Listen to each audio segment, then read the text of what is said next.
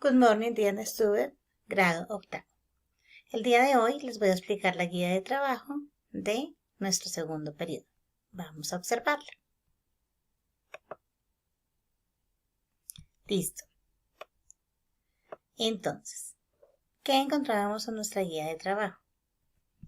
Encontrábamos primero hablábamos del pasado simple. ¿Qué nos decía el pasado simple?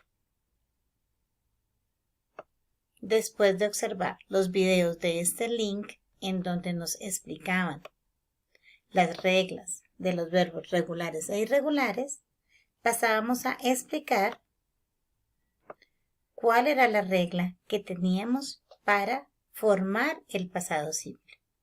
¿Listo? Decíamos que hay unos verbos que no cambian en su forma base, que son los verbos regulares, solo les adicionamos ed, y a otros que son irregulares que cambian en su estructura de escritura.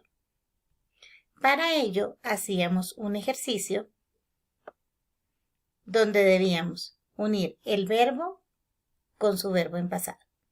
Tenemos un ejemplo, run, run. Es un verbo irregular. ¿Por qué es irregular?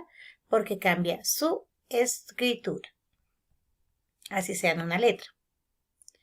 Luego, debíamos completar este ejercicio teniendo el verbo en presente, escribirlo en pasado.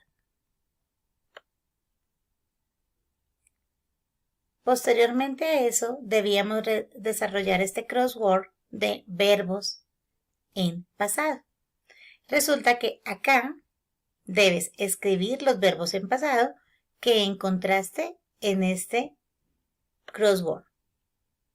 En nuestra siguiente sesión recibíamos la explicación del pasado simple en la forma positiva y negativa.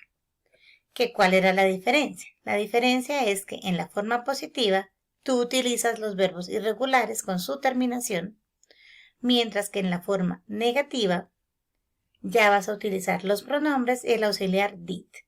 ¿Qué te indica el auxiliar did? Que estás hablando en pasado y que le adicionamos la negación. Y nuestro verbo va a ir en su forma neutral. Teníamos unos ejemplos, unos ejercicios que también debes realizar.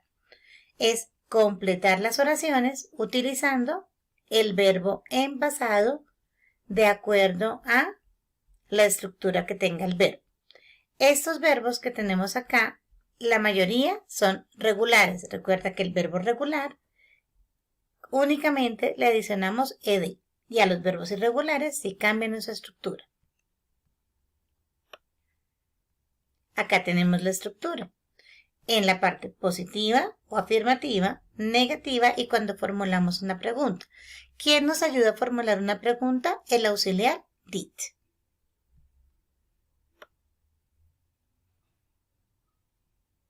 Posteriormente, debíamos completar estas oraciones formulando preguntas. Y en la parte B, vamos a formular preguntas. You may sentence about negative form in past simple. ¿Listo? Vas a formar oraciones utilizando el pasado simple. Luego tenemos una meta a evaluar. ¿Qué vamos a evaluar en la parte de speaking? La parte de speaking es que te vas a grabar contando, utilizando los verbos en pasado, lo que realizaste el día de ayer. Ahora vamos a retomar nuestra segunda sesión. En nuestra segunda sesión vamos a hablar de las partes del cuerpo, un tema que estamos viendo desde que estamos en primaria. Resulta que cuando hablamos de las partes del cuerpo, primero vamos a escuchar un audio que aparece en este link, donde te van a ubicar las partes del cuerpo que tiene este niño acá, the boy. And you write the part of the body in this part. Posterior a eso, mis amores, deben hacer un crossword relacionado con partes del cuerpo, pero ¿qué hay que hacer aquí? Después de encontrar las partes del cuerpo, debes escribir una clave que te lleve a esa parte del cuerpo. For example, eyes. You put in this part of the body to serve, but see the objects, para ver las cosas. Es una clave que te ayuda a llegar a esa palabra. También debes deletrear algunas partes del cuerpo. En el siguiente ejercicio, in these bags, you are find the parts of the body, but you put in these lines. Encuentras las partes del cuerpo que debes colocar en estas líneas, numeradas como estén ubicadas. ¿Cuál va a ser nuestra actividad de speaking en esta segunda sesión? Debes grabarte de manera creativa diciendo el nombre de las partes del cuerpo, las que escojas. Obviamente de las que no sabías anteriormente y que son nuevas para ti. En nuestra tercera sesión vamos a hablar del presente perfecto. ¿Qué es eso del presente perfecto? Resulta que en este link tú vas a encontrar cuál es la estructura del presente perfecto, para qué te sirve, qué indicas con el presente perfecto en inglés. Y acá hay una información importante que escribas en tu cuaderno de la estructura del pasado simple y del presente perfecto. Resulta que cuando tú hablas del presente perfecto vas a utilizar, además del sujeto y los verbos terminados en ed, vas a utilizar el have o el has. ¿Cuál es la diferencia de ese have y ese has? Que lo utilizas cuando son primeras y plurales, have. Y cuando son terceras personas, utilizas has, que es la conjugación del verbo have. Entonces, tenemos unos ejemplos. En pasado simple, we live in Japan from 95 to 98.